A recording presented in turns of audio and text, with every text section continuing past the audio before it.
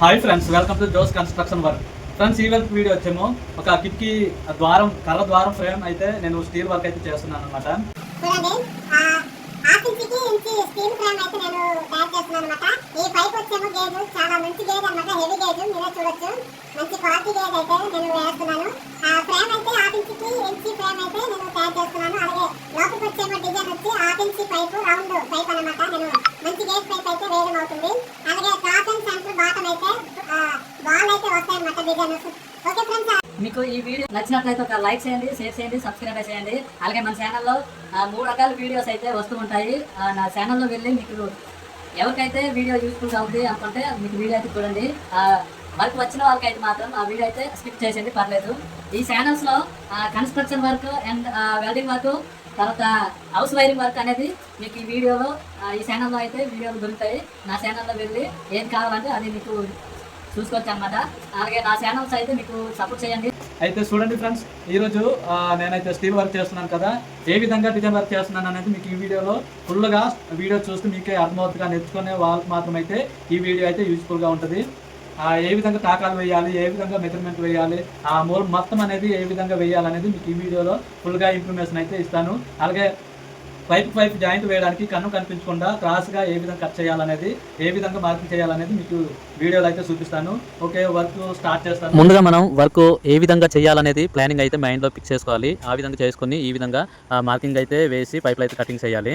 1-2 సార్లు అయితే మనం వర్క్ చేసేటప్పుడు చూసుకోవాలి. లేదంటే మనం పైపులు కటింగ్ చేసినప్పుడు ఏమైనా తేడా అయిందనుకో మళ్ళీ జాయింట్ వేయడానికి అయితే అవ్వదు. సో ముందుగానే 1-2 సార్లు మెజర్మెంట్ అయితే ఎంత కట్ చేయాలి అవన్నీ చూసుకున్నాకే ఈ విధంగా పైపులు మొత్తం కటింగ్ అయ్యాక క్రాస్ కటింగ్ అయితే ఇప్పుడు చేయాలి కదా. ఇప్పుడు క్రాస్ కటింగ్ చేయక ముందు అయితే మార్కర్ పెన్తోనైతే ఈ విధంగా మొత్తంతో మార్కింగ్ అయితే ఇవ్వాలి. క్రాస్గా ఈ విధంగా క్రాస్గా గీసిన తర్వాత కటింగ్ అయితే చేయాలి.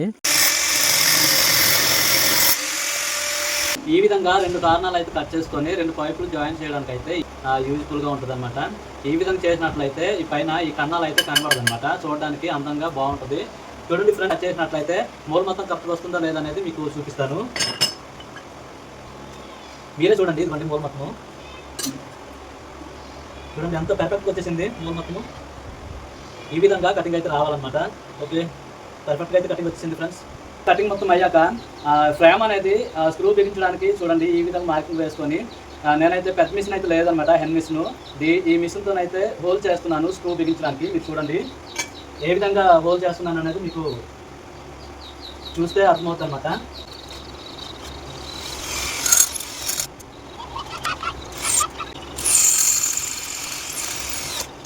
కర్ర ద్వారంలో ఈ స్టీల్ ఫ్రేమ్ అనేది బిగించడానికి ఈ విధంగా డ్రిల్లింగ్ మిషన్ సహాయంతోనైతే స్క్రూ బిగించడానికి హోల్స్ వేయాలన్నమాట.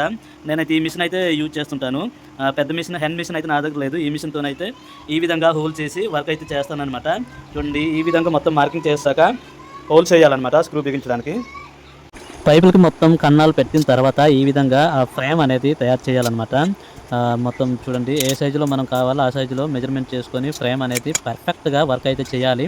లేదంటే అక్కడ కిటికీ ద్వారం అనేది మళ్ళీ కట్ చేసుకొని మళ్ళీ చేయవలసింది ఉంటుంది. అందుకే కరెక్ట్గా కిటికీ కర్ర ఫ్రేమ్ అనేది ఏ సైజులో ఉంది, స్టీల్ ఫ్రేమ్ కూడా ఆ లోపలికి వెళ్ళేటట్టు అయితే మనం ఫ్రేమ్ అయితే తయారు చేసి లోపలికి డిజైన్ అయితే ఏ విధంగా చేయాలనేది మీకు ఈ వీడియో కంటిన్యూగా చూస్తే మీకు అర్థమవుతుంది.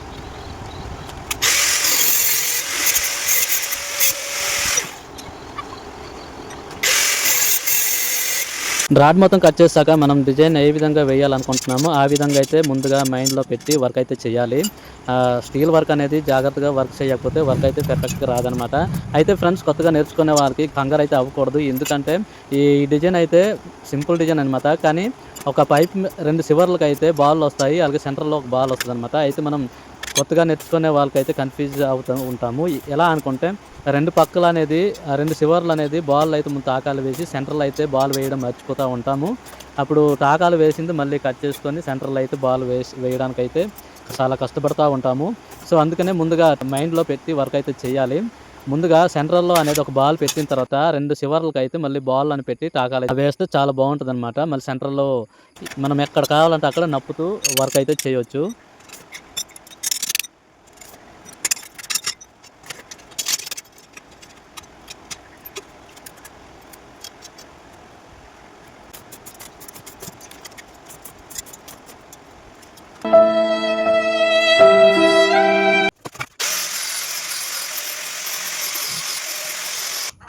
స్టీల్ అనేది పాలిష్ చేయాలంటే ఒక బ్లేడ్తో అయితే అవ్వదండి. చూడండి, నెంబర్ 1 ఇదనమాట. ఇది నెంబర్ 1.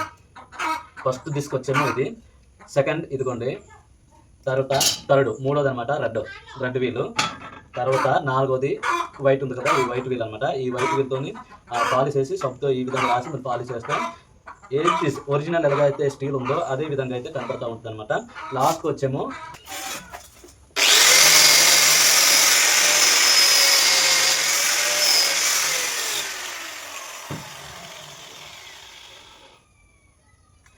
చూసారు కదా, ఫస్ట్ సెకండ్ కోటింగ్ వేసిన తర్వాత కొద్దిగా నార్మల్గా అయితే కనబడింది రఫ్గా.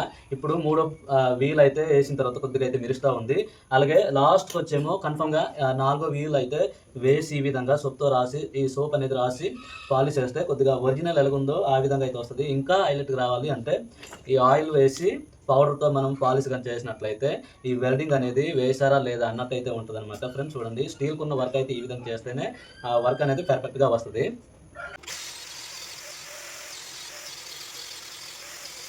పాలిష్ మొత్తం అయిపోయింది కదా ఈ స్టీల్కి అనేది ఫ్రేము, ఆ కిటికీ ఫ్రేము పాలిష్ అయితే అయిపోయింది అనమాట. పాలిష్ అయిన తర్వాత ఈ విధంగా ఆ పౌడర్ ఉన్న ఈ ఆయిల్ అయితే మిక్స్ చేసుకొని మనం పాలిష్ చేసింది అక్కడక్కడ మరకలు అయితే ఉంటాయి కదా, ఆ మరకలు అయితే క్లీన్ అవ్వడానికి దీన్ని అయితే యూజ్ చేయాలి. ఈ విధంగా ఫైనల్గా షైనింగ్ అయితే ఏ విధంగా వచ్చింది ఫ్రెండ్స్ చూడండి, ఈ విధంగా వస్తుంది అనమాట. పౌడర్ వేసి ఈ ఆయిల్ అయితే మిక్స్ చేసుకొని పాలిష్ చేయాలి. పాలిష్ చేశాక ఆరిన తర్వాత మళ్ళీ మంచి గుడ్డుతోనైతే ఒకసారి పామితే చాలు. చూడండి ఎంత హైలైట్గా ఉంది షైనింగ్. ఓకే ఫ్రెండ్స్, టోటల్గా నా వర్క్ అయితే ఏ విధంగా వచ్చింది మీరే చూడండి. ఈ విధంగా ఉంటుంది.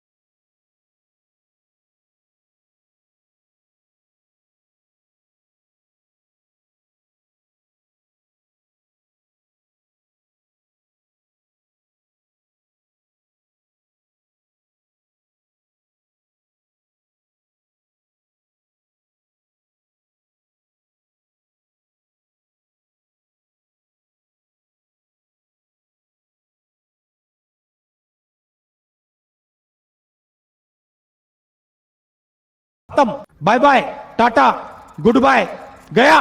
Thank you for watch videos.